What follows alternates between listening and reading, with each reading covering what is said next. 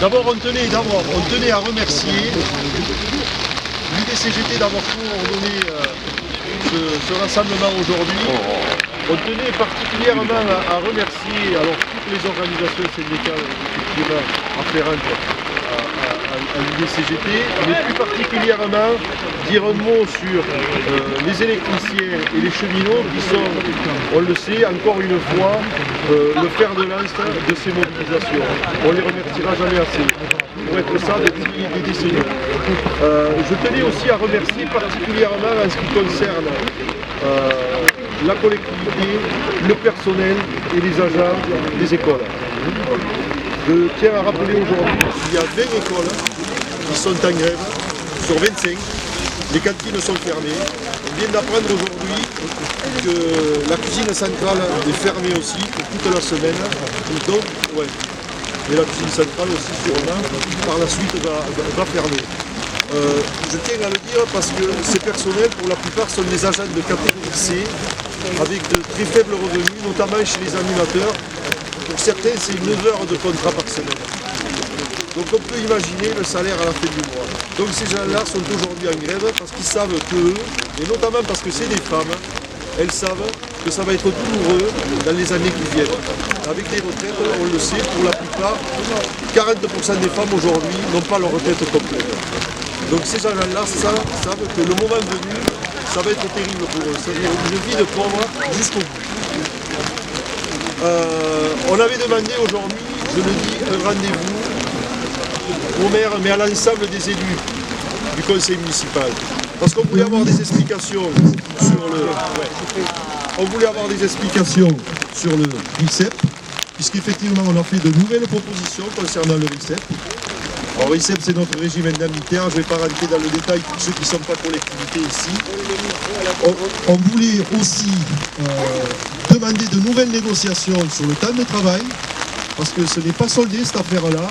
On rappelle quand même que la filière administrative, parce que aussi ce sont des femmes, rien n'a été reconnu en termes de pénibilité. C'est une honte ce qui s'est passé là. Une honte.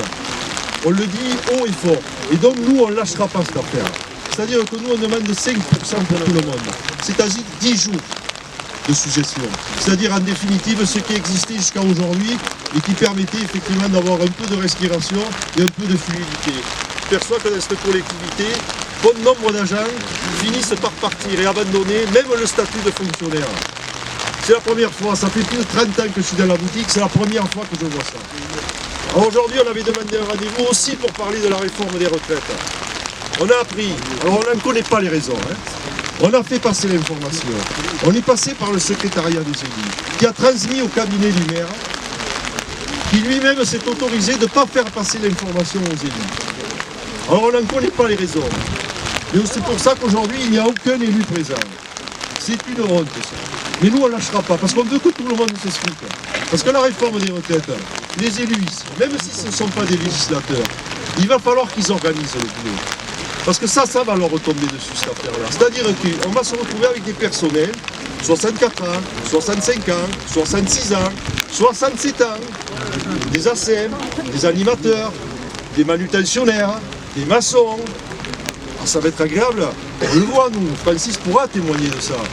C'est-à-dire qu'aujourd'hui, bon nombre d'agents se retrouvent en fin de carrière avec des accidents de travail, des difficultés liées aussi à leur santé. Mais dans 10 ans, ça va être quoi cette affaire? Donc c'est pour ça qu'on souhaitait parler aux élus. Justement pour leur demander, eux, de se prononcer là-dessus. Et de faire comme on fait nous, là, aujourd'hui. Se rassembler pour faire un contre-pouvoir à ce qui est en train de se mettre en place. Parle dans le micro, Donc voilà, moi je laisserai la parole là à Francis. Je le dis encore et je les remercie, tous ceux qui sont venus aujourd'hui. Ça nous fait du bien, ça nous fait chaud au cœur. Et j'en profite pour encore dire merci, bravo aux électriciens, gaziers et aussi aux cheminots.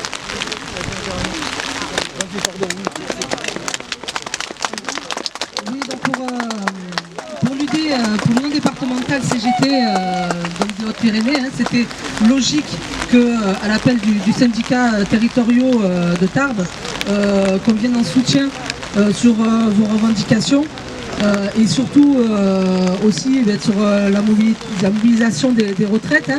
Donc là on voit quand même que les élus, comme tu l'as expliqué tout à l'heure, est à l'image quand même de notre gouvernement, hein, qui est sourd, qui ne veut pas entendre, et c'est pour ça que l'Union départementale était vraiment, et a toujours été d'ailleurs solidaire sur les mobilisations des territoriaux, hein, d'ailleurs de tous les syndicats du département, et encore plus aujourd'hui, parce que bon, le gouvernement continue à appliquer sa réforme, hein, je veux dire, à travailler sur sa réforme, et on a même sous le coup de peut-être un 49.3 qui vont peut-être nous appliquer, donc là, effectivement, bon, même sous la pluie, on a quand même un peu de monde, des syndicats de l'Interpro, et nous allons continuer à exprimer notre colère, parce qu'effectivement c'est inadmissible, hein, que ce soit tous les corps de métier, les territoriaux, les gaziers, dans la chimie, dans la santé, et j'en passe, hein, c'est inadmissible qu'on continue à travailler à 64 ans.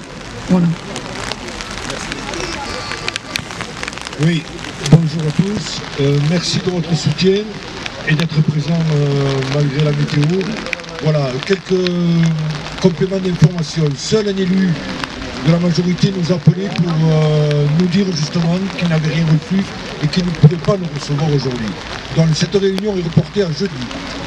Néanmoins, on va, comme on l'a dit Gilles, je ne vais pas faire trop de doublons, on va demander à être reçu par l'ensemble des conseillers municipaux, ou au moins les représentants de chaque parti, de chaque tendance de ce conseil municipal.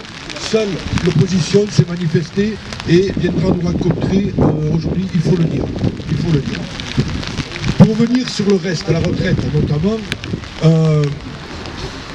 je trouve très particulier qu'on puisse être dans un progrès social, un progrès économique, on accumule des richesses de plus en plus, et on vient nous ramener à 80 ans en arrière, à un niveau de retraite à 65 ans qui correspond à la sortie de la guerre de 1945.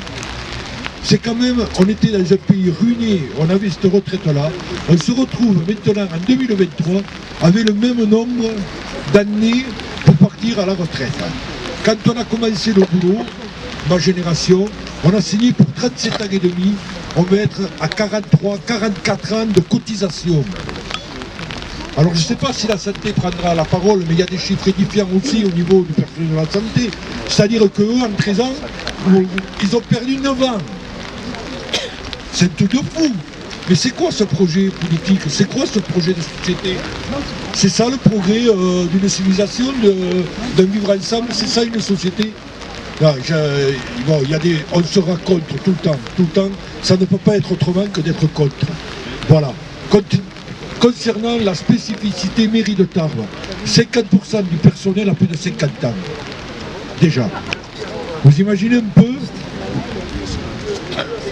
prolonger jusqu'à 64, 65 ans, 66 ans, beaucoup de femmes. On est sur une parité quasi répartition du personnel, 50-50 hommes-femmes. Donc il y a déjà en plus 50% du personnel qui a eu des carrières parce que des femmes en arrêt, qui vont encore subir des pénalités parce qu'elles sont femmes uniquement. Bon, c'est impossible de vivre dans cette société-là. C'est tout ça qu'il faut combattre. Donc c'est tout ça qu'on aurait aimé s'entretenir avec ces gens-là, et comment humainement et à titre individuel, ils peuvent soutenir une réforme qui nous ramène 80 ans en arrière.